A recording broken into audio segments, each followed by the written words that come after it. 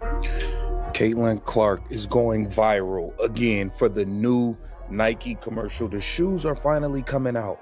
Finally, I'm trying to figure out what took so long. I really don't know what took so long. Nike posted for Caitlin Clark. Here it says, Caitlin Clark's anticipated Nike signature shoe is expected to launch in spring 2026.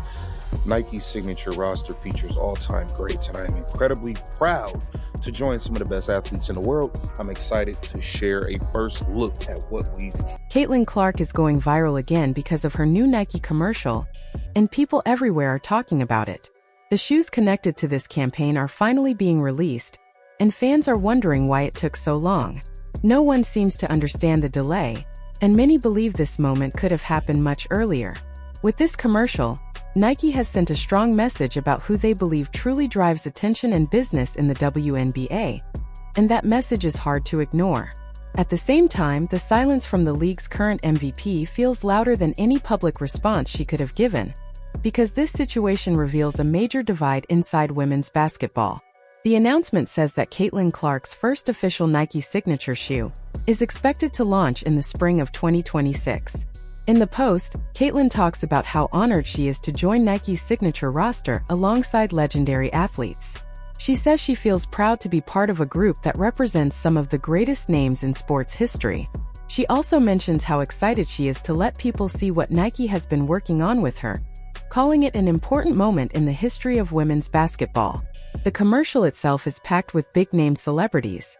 It features Travis Kelce, Jason Kelce, Travis Scott, Michael Che, and Caitlin's former college coach, Lisa Blutter. But what stands out just as much as who appears in the ad is who doesn't. There is not a single WNBA legend in the commercial. There is not one veteran star or longtime face of the league included in the campaign. The unspoken message feels clear. Step aside, someone new is taking the spotlight. And here's the uncomfortable truth that many people are thinking about but hesitate to say out loud. Aya Wilson, a two-time MVP, a champion, a gold medalist, and one of the most dominant players the league has ever seen, has never received a commercial like this. She has been one of the leading figures in the WNBA for years. She has represented the league with maturity, professionalism, and excellence both on and off the court. Yet she never had celebrities lining up to promote her shoes. She never received luxury media packages sent to influencers with dramatic, "Do not open until Christmas" labels. She never got campaign treatment at this scale. Meanwhile, in this commercial, the narrative almost jokingly tells her to move aside. Imagine being Aya Wilson and watching a brand you work with invest far more energy, resources, and attention into someone who is still at the very beginning of their professional career. Imagine hearing the world cheer for someone new while your own achievements, championships, awards, leadership, seem overshadowed by a single breakout figure who brings more commercial hype than competitive experience. That feeling is not jealousy, it is frustration, and it is deeply human. Nike's aggressive investment in Caitlin Clark is not random. It reflects a larger shift in how brands view women's basketball. For years, companies hesitated to invest heavily. They wanted proof that fans would support the sport at a mainstream level. Caitlin's arrival gave them that proof. Her games drew massive audiences, sometimes even higher than NBA broadcasts.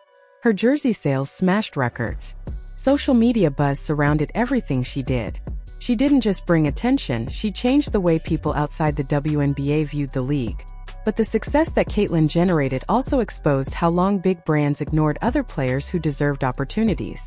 Players like Aya Wilson, Breanna Stewart, and others spent years advocating for better investment and marketing support.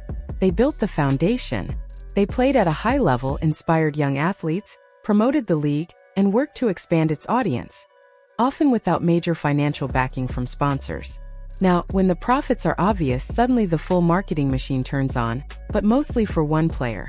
The campaign around Caitlin Clark is massive. Nike sent premium promotional packages, created emotional storytelling moments, and included major celebrities who bring entire fan bases with them. Travis Kelce attracts NFL fans, Jason Kelce brings personality-driven followers, and Travis Scott connects to the music world. Even people who never watch women's basketball are now talking about Caitlin, because Nike strategically introduced her to audiences beyond sports. From a business standpoint, this is brilliant marketing. It expands the sport's reach. It helps bring more viewers, more ticket sales, and more attention to women's basketball overall. In many ways, this is exactly the kind of investment players have been asking for all along. But the painful reality is that this level of support was always possible. It just wasn't offered before. Brands could have done this for past stars. They could have built emotional, cinematic ads highlighting veteran players and their journeys. They could have connected them with celebrities, major entertainers, and influential cultural figures. The athletes were ready. The talent existed. The leadership was there. What was missing was corporate confidence and willingness to take the risk. Caitlyn's popularity forced brands to finally act. She did what years of success from other players could not. She convinced companies that women's basketball was profitable on a major scale. That is a powerful achievement, and it deserves recognition. But it does not erase the disappointment felt by those who carried the league before the hype arrived.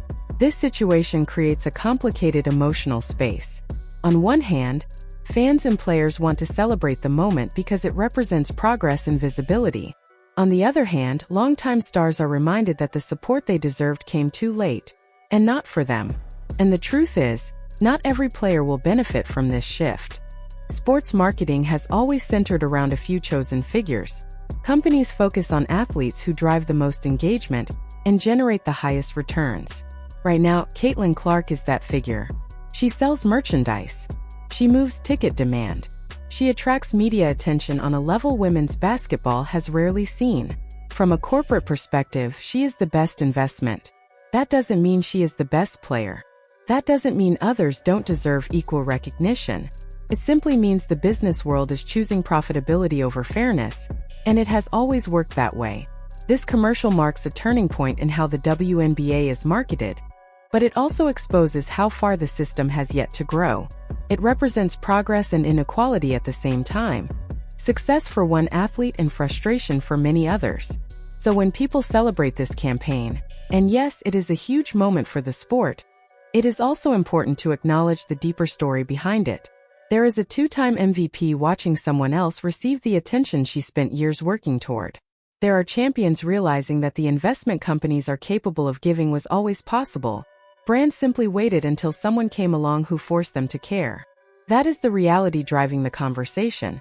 And it is a reality the league and its partners must confront if they truly want inclusive growth for everyone in women's basketball.